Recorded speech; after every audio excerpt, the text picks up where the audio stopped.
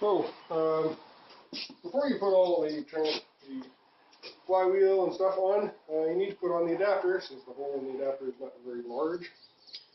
So the first thing we're going to do is make sure that I remember to tighten up the Allen keys on the motor shaft. Then we're going to put the motor adapter on with these 4 bolts. They just go through here and into these 4 holes on the motor. And then we'll put the flywheel and the clutch plate back on. So now that we have the motor to transmission adapter on, the 4 bolts tightened up, we're going to be putting in the next thing is the flywheel. Flywheel is held on with 6 bolts, which are a 12-point bolt.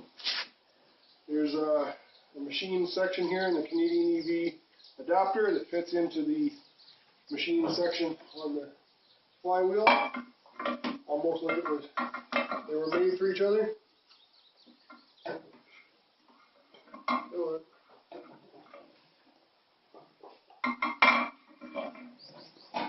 And of course I put it in backwards. This is the part that's out, this is the part that's in. These pins are used to mate up other parts. The parts down here.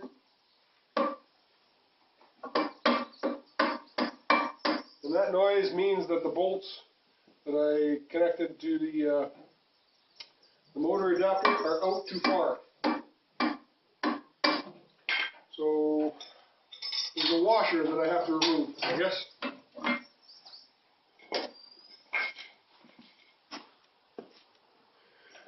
So here we have a bolt head, a flap washer, and a lock washer. The flap is going to have to be removed. So we have the bolts put back in without the flap washers and without the lock washers. That makes the head lower than the surface of the adapter, and that's apparently what we need in order to make the flywheel fit. The flywheel with the pins toward the outside goes on like this. And then we're going to spin it just to show that the bolts aren't making any noise. And then we're going to start threading in the bolts. So the bolts are the one thing you have to take out of the old engine, because you have to recycle them with all the adapters. So this is a 12-point socket, 11/16. Most of my stuff is 6-point, so these are garage sale items. And then a little further on, we're going to be using a 3/8 12-point socket to get the rest of the bolts into the clutch assembly. So here we got the flywheel on, the clutch friction plate on with the centering tool. I can't remember what this thing is called. These are the 3/8 12-point screws and 12-point head on the socket. Again, you tighten opposite side. Keep tightening until it's snug. Torque it down. I'm going to show you the angle here. Okay, just to show you the run out. When you're turning here, you're not supposed to get any variation all the way around. It actually looks pretty good. Same one here.